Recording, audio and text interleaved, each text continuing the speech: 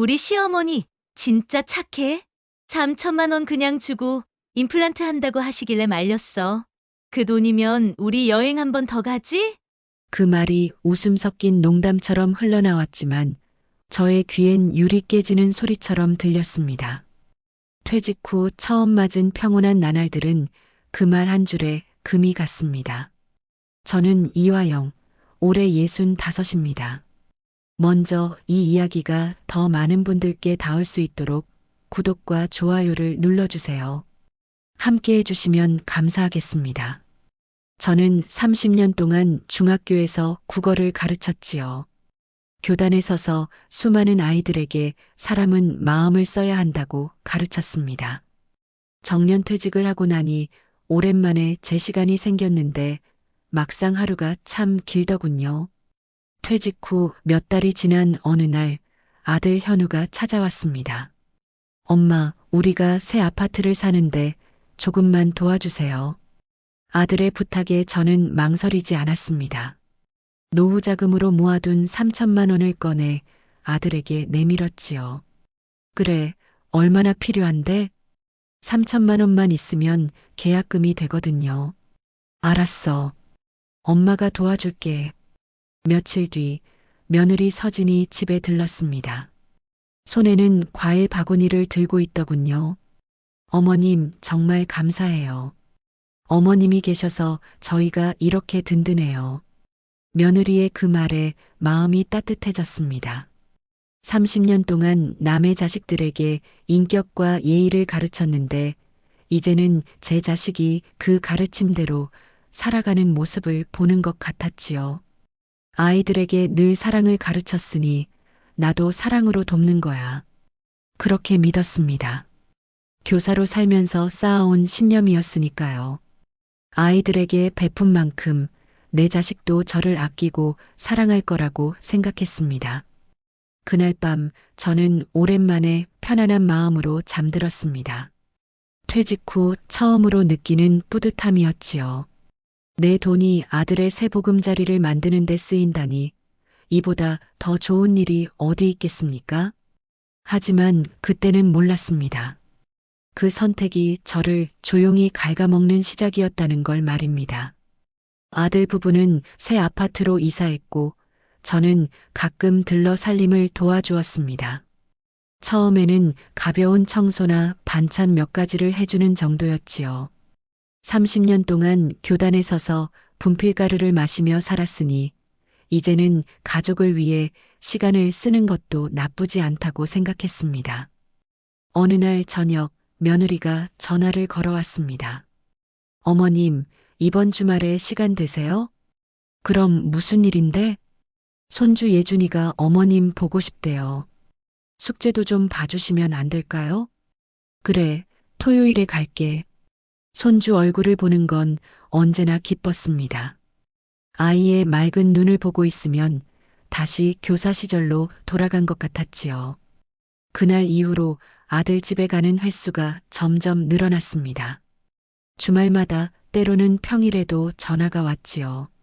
하지만 저는 그게 당연하다고 여겼습니다. 내가 시간이 많으니까 도와주는 거지. 아이들은 바쁘잖아.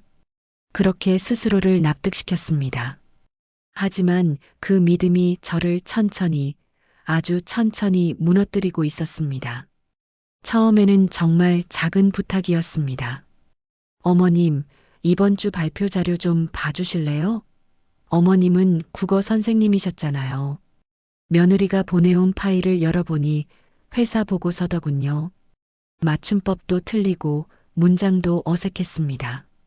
30년 교사 생활로 다듬어진 손은 자연스럽게 빨간 펜을 들었지요. 그래, 내가 봐줄게. 며칠 뒤 또 전화가 왔습니다. 어머님, 제가 SNS에 글을 올리는데 어머님이 봐주시면 좋겠어요. 문장이 자연스러운지 모르겠어요. 알았어, 보내봐. 그렇게 하나씩 늘어나기 시작했습니다. 어느 토요일 아침 아들에게서 전화가 왔습니다. 엄마, 오늘 우리 집 좀 들러줄래? 청소기가 고장났는데 AS 기사님이 오기로 했거든. 우리는 둘 다 회사 나가야 해서. 그래, 몇 시에 오는데? 오전 10시에서 12시 사이래. 엄마 어차피 시간 있잖아. 저는 그날 친구들과 약속이 있었습니다. 오랜만에 만나기로 한 동창회였지요. 하지만 아들의 말에 저는 약속을 미뤘습니다. 그래, 엄마가 있을게. 청소기 AS 기사는 11시 반이 되어서야 왔습니다. 1시간 반을 혼자 아들 집에서 기다렸지요. 기사가 다녀간 뒤 며느리에게서 문자가 왔습니다. 어머님 감사해요. 저녁에 뭐 드시고 싶으세요? 하지만 저녁 약속은 취소됐습니다. 며느리의 회식이 갑자기 잡혔다면서요. 그 뒤로 일주일에 한 번씩은 아들 집에 가게 됐습니다. 인터넷 공유기가 안 된다. 보일러 점검 기사가 온다. 택배를 받아줘야 한다. 그럴 때마다 저는 약속을 미루거나 제 일정을 포기했습니다. 엄마는 시간 많잖아. 아들의 그 말이 점점 무겁게 느껴지기 시작했지요. 어느 날 저녁 며느리가 전화를 걸어왔습니다. 어머님, 죄송한데 내일 반찬 좀 부탁드려도 될까요? 어머님, 김치찌개가 너무 맛있다고 남편이 자꾸 그러네요. 그래, 내일 만들어서 갖다 줄게. 어머님, 정말 감사해요. 그리고 혹시 된장찌개랑 시금치나물도 같이 부탁드려도 될까요? 예준이가 시금치나물 진짜 좋아하거든요. 알았어. 다음 날 저는 새벽부터 일어나 장을 봤습니다. 김치찌개용 돼지고기, 된장찌개용 두부와 호박, 그리고 시금치 한 단. 오전 내내 부엌에 서서 반찬을 만들었지요. 오후에 아들 집에 도착했을 때 며느리는 집에 없었습니다. 아들도 회사에 있었고요. 현관 비밀번호를 눌러 들어가 냉장고에 반찬통을 넣어뒀습니다. 저녁 무렵 며느리에게서 문자가 왔습니다. 어머님 감사해요. 근데 김치찌개 좀 싱거워요. 다음엔 간 좀 세게 해주세요.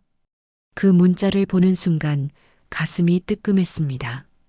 30년 동안 학생들을 가르치면서 한 번도 이런 기분을 느껴본 적이 없었지요. 감사가 아니라 평가를 받는 기분이었습니다. 다음 주에도 전화가 왔습니다. 어머님, 이번 주말에 냉장고 수리 기사님이 오는데 또 좀 부탁드려도 될까요? 그래. 그리고 오시는 김에 밑반찬도 좀 부탁드려요. 지난번 시금치나물이 진짜 맛있었어요. 콩나물 무침이랑 멸치볶음도 부탁드려요. 퇴직 후 한가하던 교사는 다시 학생 대신 가족의 뒤를 챙기게 됐습니다. 하지만 학생들은 선생님 감사합니다라고 인사했는데 지금은 어머님은 시간 많으시잖아요 라는 말만 들렸지요. 그러던 어느 날 며느리 집에서 설거지를 하고 있을 때였습니다. 거실에서 아들과 며느리가 대화하는 소리가 들렸지요. 며느리가 말했습니다. 여보, 어머님이 도와주셔서 우리가 버티는 거 알지? 진짜 다른 집 시어머니들은 이렇게 안 해주던데. 아들이 대답했습니다. 그러니까 엄마 아니면 우리 진짜 힘들었을 거야. 그 말에 마음이 조금 풀리는가 싶었습니다. 하지만 아들의 다음 말이 저를 얼어붙게 만들었지요. 엄마는 시간 많잖아. 우리는 죽도록 바쁜데. 그 말 속에는 고마움이 아닌 당연함이 담겨 있었습니다. 설거지하던 손이 멈췄습니다. 싱크대에 비친 제 얼굴을 보니 60년을 살아온 주름진 얼굴이 아니라 그저 편리한 도구 같았습니다. 교사로서 수많은 아이들을 길렀던 마음이 이제는 가족에게 이용당하고 있었습니다. 그날 밤 집으로 돌아와 거울을 봤습니다. 30년 동안 교단에서 사람은 예의를 지켜야 한다고 가르쳤던 교사의 얼굴이 지금은 그저 피곤해 보였지요. 내가 뭘 잘못한 걸까? 그렇게 스스로에게 물었습니다. 어느 날 아침 식사를 하다가 어금니 쪽이 찌릿했습니다. 단단한 음식을 씹을 때마다 시큰거리더군요. 며칠을 참다가 결국 치과에 갔습니다. 어머니, 이가 많이 상했네요. 임플란트 하셔야겠어요. 의사 선생님이 엑스레이를 보여주며 말했습니다. 비용이 얼마나 들까요? 한 개에 150만 원 정도 드는데 어머니는 2개 하셔야 할 것 같아요. 300만 원. 적지 않은 돈이었습니다. 아들에게 3천만 원을 준 뒤로 제 통장 잔고는 많이 줄어 있었지요. 연금도 나오지만 나이가 드니 경조사비도 많이 나가고 어릴 때 들어두었던 아이들 보험금에 학자금 대출금까지 갖고 하는 돈이 빠듯하더군요.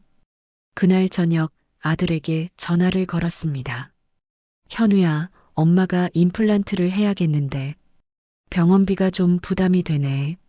전화 너머로 잠시 침묵이 흘렀습니다. 엄마, 우리도 지금 대출 이자 내느라 힘들어. 조금만 미루면 안 돼? 아니, 밥을 씹기가 힘들어서. 엄마, 우리 진짜 여유가 없어. 알지? 새 아파트 관리비도 만만치 않고. 그래, 알았어. 전화를 끊고 나니 입안이 더 쓰라렸습니다. 다음 날 며느리가 집에 들렀습니다. 손주 예준이의 겨울옷을 맡기러 왔다면서요.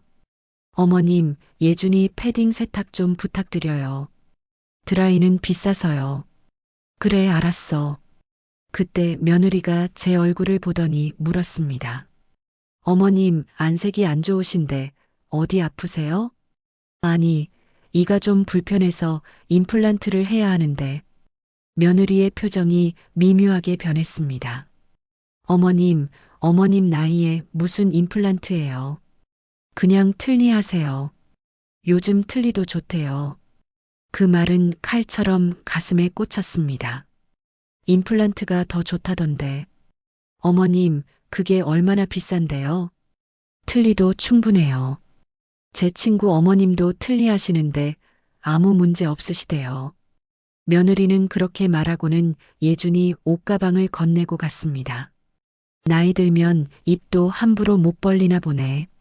그날 밤 저는 죽을 쑤어 먹었습니다.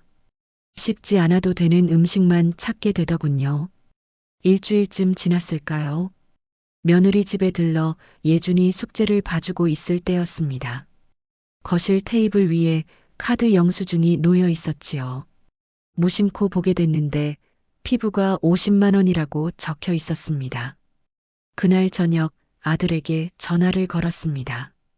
현우야, 엄마가 그냥 궁금해서 그러는데 회사에서 의료비 지원 같은 거 없니?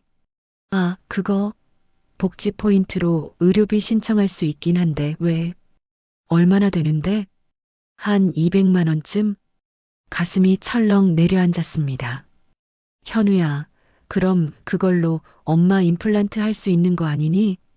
엄마, 그거 이미 다 썼어. 뭐해? 서진이가 피부과 다니는데 썼어. 엄마도 알잖아. 며느리 얼굴 관리는 해줘야지.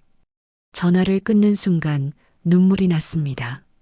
아들은 회사 복지 의료비 지원금을 아내의 피부 시술비로 쓰면서도 정작 저에게는 대출 때문에 여유가 없다고 했던 겁니다. 그날 밤 저는 또 죽을 끓여 먹었습니다. 숟가락으로 죽을 떠먹으며 생각했지요. 내가 30년 동안 가르친 건 예의였는데 정작 내 자식은 배우지 못했구나. 교단에서 수백 명의 아이들에게 부모님께 효도하라고 가르쳤던 교사가 지금은 제 자식에게서 외면당하고 있었습니다. 거울을 보니 입가의 주름이 더 깊어진 것 같았습니다. 이가 아파 웃을 수도 없는 얼굴이 거울 속에 비쳤지요. 그때 문득 깨달았습니다. 아들에게 준 3천만 원은 사랑이 아니라 제 존재를 지우는 돈이었다는 걸 말입니다. 다음 날 저는 조용히 적금을 해지했습니다. 그 돈으로 임플란트 예약을 했지요. 아들에게는 말하지 않았습니다. 이제는 제가 제 입으로 밥을 씹을 권리도 허락받아야 하는 건지 그게 서러웠습니다. 임플란트 수술을 받고 일주일쯤 지났을 때였습니다. 며느리에게서 전화가 왔지요. 어머님, 이번 주말에 예준이 숙제 좀 봐주실 수 있으세요? 독후감 써야 하는데 어머님이 도와주시면 좋겠어요. 입안이 아직 아팠지만 손주 얼굴은 보고 싶었습니다. 그래, 토요일에 갈게. 토요일 오후 며느리 집에 도착했습니다. 예준이는 책을 펼쳐놓고 있었지요. 할머니, 이 책 읽었는데 뭘 써야 할지 모르겠어요. 그래, 할머니가 같이 볼게. 1시간쯤 예준이와 함께 독후감을 쓰고 있을 때였습니다. 거실에서 며느리의 목소리가 들렸어요. 전화 통화를 하고 있더군요. 응, 나 지금 집에 있어. 시어머니가 와 계셔. 저는 예준이의 글씨를 보며 계속 숙제를 도와주고 있었습니다. 며느리의 목소리가 계속 들렸지요. 아니, 우리 시어머니 진짜 착해. 내 숙제도 다 봐주시고. 귀를 기울일 생각은 없었는데 다음 말이 제 손을 멈추게 했습니다. 있잖아, 우리 새 아파트 계약금 3천만 원? 그거 시어머니가 그냥 주셨어. 진짜 대박이지? 가슴이 철렁했습니다. 응응, 그래서 우리가 이사할 수 있었지. 근데 더 웃긴 게 있어. 임플란트 한다고 하시길래 내가 틀니 하시라고 했어. 그 돈이면 우리 여행 한 번 더 가야지. 예준이가 물었습니다. 할머니, 왜 안 봐주세요? 아, 그래. 할머니가 볼게. 손이 떨렸습니다. 30년 동안 분필을 잡던 손이 지금은 아무것도 잡을 수 없을 것만 같았지요. 며느리의 통화는 계속됐습니다. 시어머니는 퇴직하셔서 시간도 많으시고 우리 청소도 해주시고 반찬도 해주셔. 솔직히 요즘 시어머니들 이렇게 안 해준다며? 나 진짜 복 받은 거야. 전화 통화가 끝나고 며느리가 안방에서 나왔습니다. 어머님, 커피 드릴까요? 아니, 괜찮아. 예준이 숙제 다 봐주셨어요? 어머님 덕분에 저희가 살아요. 진짜 감사해요. 그 감사하다는 말이 이제는 공허하게 들렸습니다. 예준이의 숙제를 마저 도와주고 저는 조용히 가방을 챙겼습니다. 가방 안에는 예준이에게 읽어주려고 가져온 책이 들어 있었지요. 사람의 돌이라는 제목의 책이었습니다. 30년 전 제가 처음 교단에 섰을 때 학생들에게 읽어주던 책이었어요. 어머님, 벌써 가세요? 저녁 같이 드시고 가세요. 아니, 집에 일이 있어서. 집으로 돌아오는 길이 참 멀게 느껴졌습니다. 평생 남에게 인격을 가르쳤던 교사가 자기 아들에게만 그 가르침을 실패했다는 걸 깨달았습니다. 그날 밤 저는 오래된 일기장을 꺼냈습니다. 교사 시절 적어두던 일기장이었지요. 마지막 장을 펼쳤습니다. 책상 서랍에서 붉은 잉크펜을 꺼내 천천히 썼습니다. 오늘은 나를 가르칠 차례다. 30년 동안 수백 명의 학생들에게 사람의 도리를 가르쳤습니다. 부모를 공경하라고, 베풀어준 이에게 감사하라고, 사람은 예의를 지켜야 한다고 말입니다. 하지만 정작 제 아들은 그 어떤 것도 배우지 못했더군요. 아니, 어쩌면 제가 잘못 가르친 걸지도 모릅니다. 무조건적인 사랑이 때로는 자식을 망치는 것일 수도 있다는 걸 이제야 깨달았습니다. 일기장을 덮고 창밖을 바라봤습니다. 환갑을 넘긴 나이에 저는 이제야 제 인생의 진짜 수업을 시작하려 하고 있었습니다. 학생들에게 가르치던 그 수업이 아니라 저 자신을 위한 수업을 말입니다. 그날 밤 저는 처음으로 아들에게 전화하지 않았습니다. 매일 저녁 밥은 먹었니? 라고 물어보던 습관을 그날은 참았지요. 작은 변화였지만 그게 시작이었습니다. 제 삶을 되찾기 위한 첫걸음이었습니다. 며칠이 지났습니다. 아들에게서 전화가 왔지요. 엄마, 왜 전화 안 해? 무슨 일 있어? 아니, 별일 없어. 엄마, 다음 주가 추석인데 우리 집으로 올 거지? 생각 좀 해볼게. 엄마, 무슨 소리야? 명절인데 당연히 와야지. 예준이도 할머니 보고 싶어 해. 전화를 끊고 나서 한참을 생각했습니다. 추석 전날 며느리에게서 문자가 왔습니다. 어머님, 내일 몇 시쯤 오세요? 전 준비해야 해서요. 그리고 어머님 잡채 해주실 거죠? 그 문자를 보는 순간 결심이 섰습니다. 다음 날 아침 저는 아들에게 전화를 걸었습니다. 현우야, 엄마 이번 명절에는 못 갈 것 같아. 뭐? 왜? 어디 아파? 아니, 친구들이랑 작은 전시회 보러 가기로 했어. 오랜만에 약속 잡았거든. 엄마, 명절인데 무슨 전시회를 가? 그거 다른 날 가면 안 돼? 안 돼. 엄마도 엄마 시간이 있어. 전화 너머로 며느리의 목소리가 들렸습니다. 여보, 어머님이 안 오신대요? 그럼 명절 음식은 누가 해요? 아들이 다시 말했습니다. 엄마, 예준이가 할머니 안 오시면 섭섭해 할 텐데. 그리고 엄마 없으면 우리가 힘들잖아. 현우야, 너희도 이제 다 컸어. 명절 음식쯤은 직접 해봐. 엄마가 왜 이래? 갑자기가 아니야. 엄마도 이제 엄마 인생 살고 싶어. 전화를 끊었습니다. 손이 떨렸지만 마음은 오히려 가벼웠지요. 그날 이후 저는 조용히 결심했습니다. 나의 지식과 시간을 갉아먹는 관계는 끊어야겠다고 말입니다. 한 달 뒤 저는 부동산에 갔습니다. 종로 아파트 내놓으려고 하는데요. 어머니, 좋은 아파트인데 왜 파시려고요? 이사 가려고요. 작은 데로. 제가 살던 종로의 넓은 아파트는 금방 팔렸습니다. 34평 아파트, 아들이 어렸을 때부터 살던 집이었지요. 그 돈으로 합정 근처 원룸을 구했습니다. 10평 남짓한 작은 공간이었어요. 이사하는 날 아들이 달려왔습니다. 엄마 미쳤어? 왜 집을 팔아? 그것도 원룸이라니. 엄마 혼자 살기엔 이게 딱 좋더라. 엄마, 그 돈은 우리 집 대출 갚는데 보태면 되잖아. 그 말에 저는 웃음이 나왔습니다. 현우야, 너 엄마한테 준 게 뭐 있니? 뭐? 3천만 원 줬지. 그런데 엄마가 임플란트 하겠다니까 대출 때문에 여유 없다고 했잖아. 근데 너희는 복지 포인트로 서진 씨 피부과는 다녔더라. 아들의 얼굴이 굳었습니다. 엄마, 그걸 어떻게 해? 엄마가 귀머거리인 줄 알았니? 애미가 친구한테 전화로 다 말하던데. 엄마 돈으로 여행 가야 한다고, 임플란트 말렸다고. 며느리가 끼어들었습니다. 어머님, 그건 오해예요.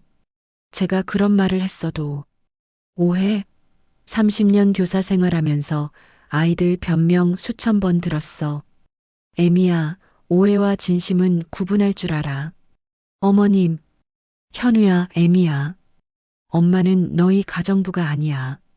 청소해주고, 반찬해주고, AS 기사 기다려주고, 손주 숙제 봐주는 게 당연한 줄 알았지? 엄마도 시간이 많다고 했지? 엄마, 우리가 언제? 너희가 한 말 다 기억해. 엄마는 시간 많잖아. 어머님 나이에 무슨 임플란트. 어머님이 도와주셔야 우리가 사는데. 이 말들 다 기억해. 며느리가 눈물을 글썽였습니다. 어머님, 그럼 저희는 어떡해요? 어떡하긴. 너희가 알아서 살아. 결혼했으면 부부끼리 해결해야지. 시어머니 붙들고 살 생각이었어? 어머님, 너무하시는 거 아니에요? 내가 너무해.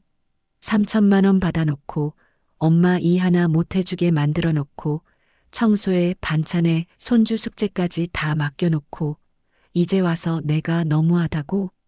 아들이 목소리를 높였습니다. 엄마, 우리 대출은 어떡하라고. 현우야, 그 대출 엄마가 내라고 받은 거니? 너희가 감당 못할 집을 산 거잖아. 그건 너희 책임이야. 엄마가 정말, 엄마는 이제 엄마 인생 산다. 너희한테 더 이상 쓸 돈도 시간도 없어. 그날 이후 아들의 전화는 뚝 끊겼습니다. 하지만 저는 후회하지 않았습니다. 작은 원룸에는 작은 책상 하나, 작은 침대 하나, 그리고 제가 평생 모은 책들이 있었지요. 창문으로 햇살이 들어왔습니다. 종로 아파트에서는 느끼지 못했던 따뜻함이었어요. 처음으로 아침에 일어나 커피를 천천히 마셨습니다. 누구 때문에 서두를 필요도 없었지요. 책을 읽고 친구들을 만나고 동네 도서관에서 자원봉사도 시작했습니다. 어느 날 도서관에서 책을 읽어주다가 한 아이가 물었습니다. 선생님, 사람은 왜 착하게 살아야 해요? 30년 전이었다면 착한 게 옳은 일이니까라고 답했을 겁니다. 하지만 이제는 달랐습니다. 착하게 사는 것도 좋지만 먼저 자기 자신을 소중히 해야 해. 자기를 사랑하지 못하면 남을 제대로 사랑할 수 없거든. 그날 밤 저는 일기장에 마지막 문장을 썼습니다. 작은 공간, 작은 책상, 작은 삶. 하지만 마음은 가장 넓어졌습니다. 종로의 34평 아파트에서 살 때보다 합정의 10평 원룸이 훨씬 넓게 느껴졌습니다. 왜냐하면 이제는 이 공간이 온전히 제 것이었으니까요. 창밖을 보니 겨울이 지나고 봄이 오고 있었습니다. 60년을 살고 나서야 저는 진짜 봄을 맞이하고 있었습니다.